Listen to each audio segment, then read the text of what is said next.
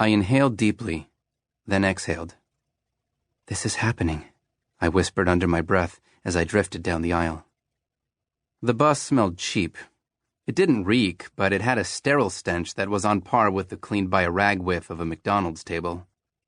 I lifted my chin up to look around.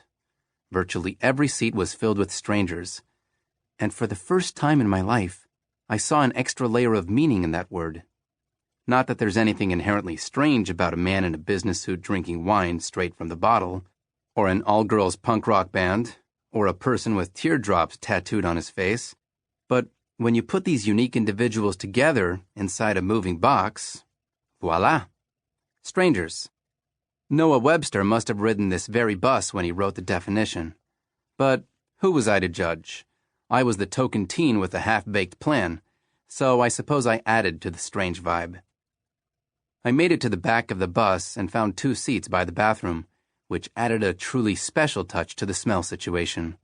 Strategically, I plopped my backpack down in one seat and myself into the other. First, I would pretend to be asleep to ward off potential seatmates. They would have no choice but to assume the backpack belonged to someone else. Then, when everyone was seated, I would sprawl out across both seats and sleep like a king. It was a foolproof plan. Seconds after I closed my eyes, though, I felt a tap on my shoulder. "Is anyone sitting there?" I opened my eyes and rubbed them pathetically, gazing up like a lost puppy. A remarkably pretty girl towered over me. She had wispy blonde hair and the kind of deep blue eyes that suck you right in. No high cheekbones or sharp jawline or anything. Her face was confidently undefined. Round, but in a sweet way. Her lips, on the other hand, were inhumanly voluminous, and she pursed them while she asked. She knew no one was sitting there. She was totally on to me. "Yeah, someone's sitting there," I lied. I wasn't going to let an attractive girl distract me from my plan. "They're, in the bathroom." She scanned the packed bus and pointed at the bathroom, smirking. "Do they know they left the door open?" Ugh, I never get away with anything. I pushed my backpack to the ground, and the girl took a seat without missing a beat. She turned her head and looked up at me with those eyes. They had this intense nonchalance that I couldn't bear to look at, so I lowered my gaze, which meant staring at the arch formed by the small of her back, which was her ass. I shot my attention back upward. Eye contact with her chin would have to do. "I'm Fiora," she said.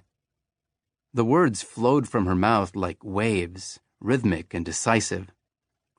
"Did you really think you'd get away with that imaginary friend stunt?" My mouth dropped. I couldn't find any words. "I don't blame you," Fiora said. "You'd think it would be emptier on a Monday morning. Who travels to D.C. on a Monday?" Still, no words. But I furrowed my brows this time because, well... "Right, us. Normally I leave Philly on Sundays, but last night was my mom's birthday, and it's been... Oh, you're a complete stranger." "That's correct," I finally said. "And I'm talking your ear off." "Yes." Confident as she was, there was something desperate about Fiora's expression. Her lips quivered, like the words were scratching to escape. Maybe she had wild stories from the weekend. Maybe it was family drama. Whatever her situation, I had my own story to figure out, so I decided to stage an exit. "It's nice to meet you, Fiora. I'm really tired and... well, I'm going to take a nap, if that's all right." She chuckled. "Your choice, pal." Fate had placed a beautiful and friendly girl in the seat next to me, but grit demanded that I stay focused on the task at hand. I put in earbuds and shut my eyes.